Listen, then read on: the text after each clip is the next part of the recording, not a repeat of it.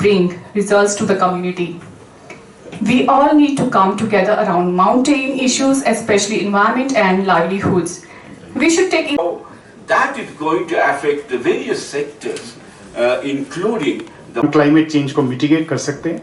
परंतु उसके अलावा जो सबसे महत्वपूर्ण बात है वो ये है कि आप सभी एक्सपर्ट्स के साथ हम क्यों ना क्लाइमेट चेंज को सबसे पहले खेती बात है कि जो जीविकोपार्जन के साधन है हमारे, चाहे वो हमारी खेती है, जिस परिवर्तन पे आज एक दिवसीय ये कार्यशाला रखी गई है।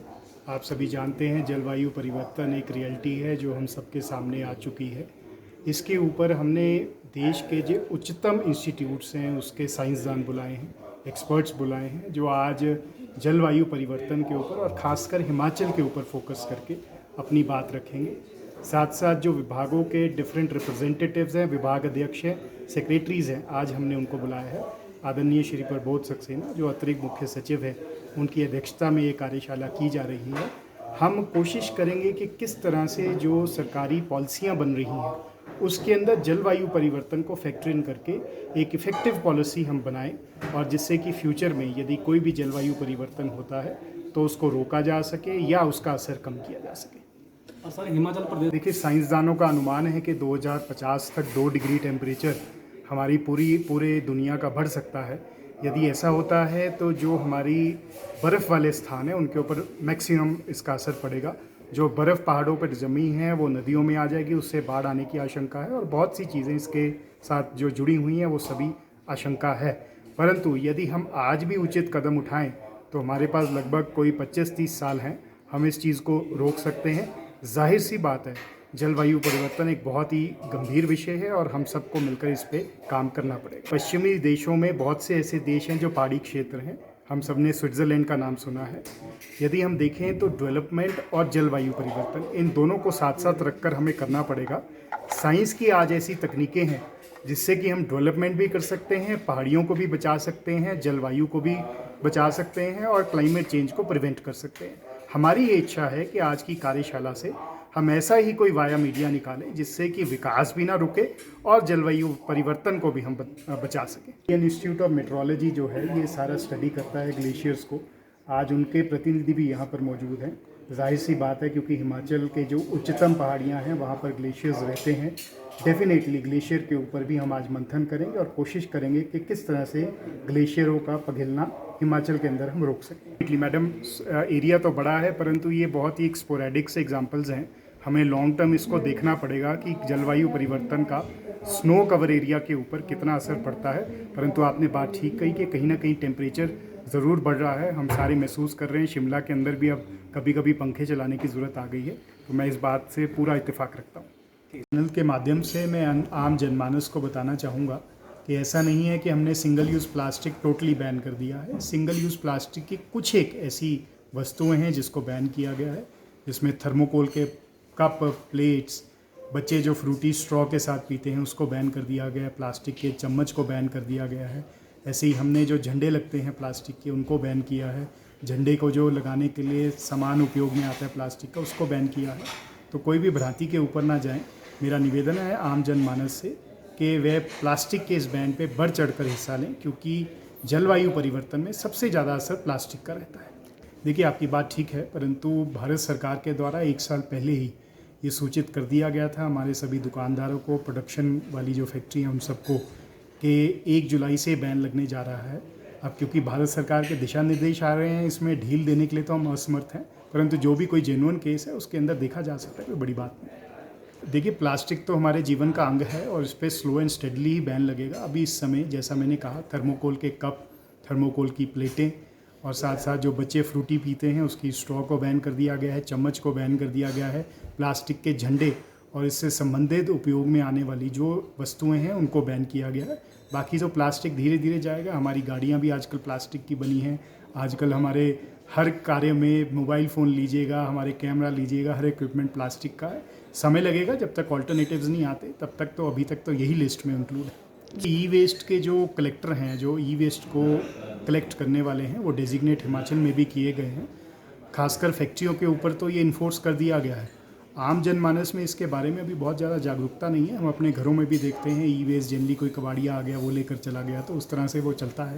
परंतु मुझे उम्मीद है आने वाले दिनों में ई वेस्ट के ऊपर भी जानते बहुत हैं कि महत्वपूर्ण फैसले जो जलवायु परिवर्तन हो रहा है, उस जलवायु परिवर्तन की वजह से जो हिमाचल में जो हिम नदियाँ है उसमें काफ़ी परिवर्तन हो रहा है।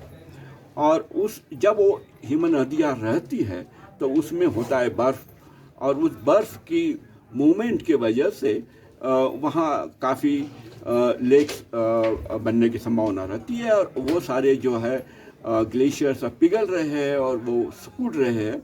उसकी वजह से नए नए लेक्स जो है हिमाचल प्रदेश में बन रहे हैं। नाउ सवाल ये है कि क्या वो जो नए लेक्स बने हुए हैं उस लेक्स का हम हमारे समाज के बेनिफिट के लिए उपयोग में लाया जा सकता है? नहीं।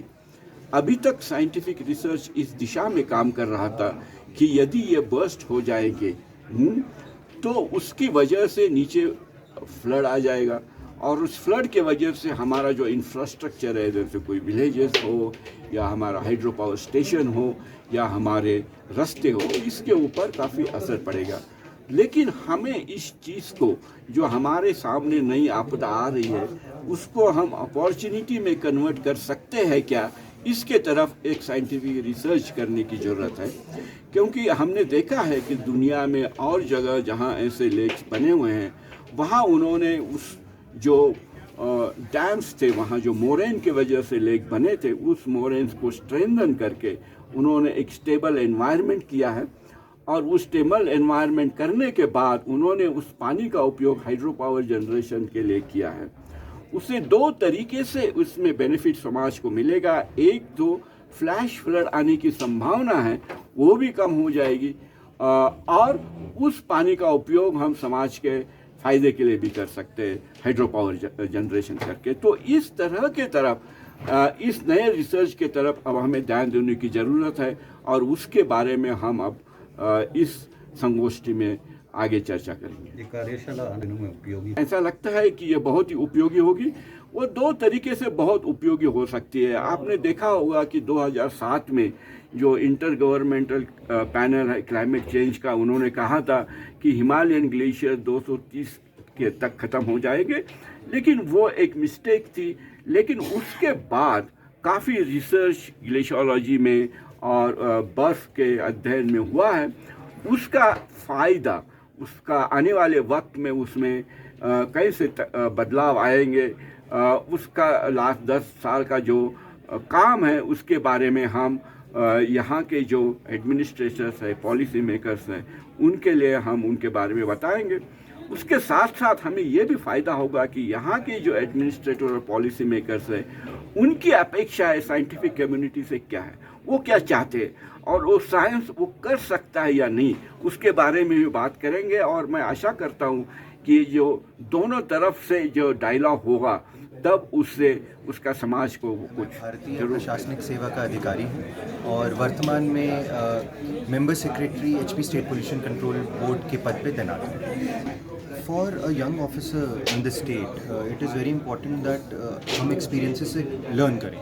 जब हम रिप्यूटेड साइंटिस्ट्स, इंजीनियर्स की एक्सपीरियंसेस जो यहाँ पे आज शेयर किए जा रहे हैं, आपने देखा है कि Indian institute of science, IITM इत्यादि से आज साइंटिस्ट यहाँ पे मौजूद हैं। इनसे सीखना बहुत ज़रूरी है, और जब तक ये एक्सपीरियंस शेयरिंग नहीं होगा, जब तक हमें इनसे सीखने को नहीं मिलेगा, it is very difficult for us to work. And एक कोकून में वर्क करने का कोई फ़ायदा नहीं है। दूसरों के एक्सपीरियंसेस से सीखना है, देश भर के, दुनिया भर के, और वही उम्मीद हम करते हैं कि जो आज इनसे सीख मिलेगी, आने वाले वर्षों में अपने करियर में हम पॉलिसी मेकिंग में, इम्प्लीमेंटेशन में, एग्जीक्यूशन में उनको यूज़ कर पाएँ।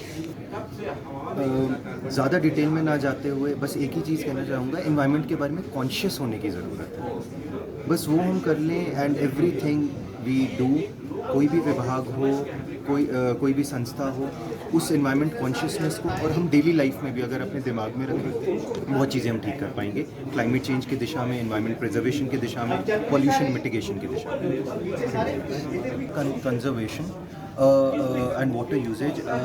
I was lucky to be a part of a delegation from India which visited Israel, and we were given an extensive whirlwind exposure to water usage, regulation, recycling, etc. And I think for a country like India, which is in a developing stage, heavy industrialization is happening. We are attracting businesses from all over the place, all over the world. It is also very important that sustainable growth takes place, जिससे हम जो water air pollution है उसको minimise कर सकें. तो उस संदर्भ में that exposure was extremely important, and as I said earlier, exposure बहुत ज़रूरी है, तभी हम अपने कार्य क्षेत्र में उन चीज़ों को इम्प्लीमेंट कर पाएंगे. जब एक्सपोजर हमें दुनिया भर का नहीं होगा, देश भर में क्या बेस्ट प्रैक्टिसेस हो रही हैं उसका नहीं हो पाएगा, तब तक इम्प्लीमेंट करना बहुत कठिन है.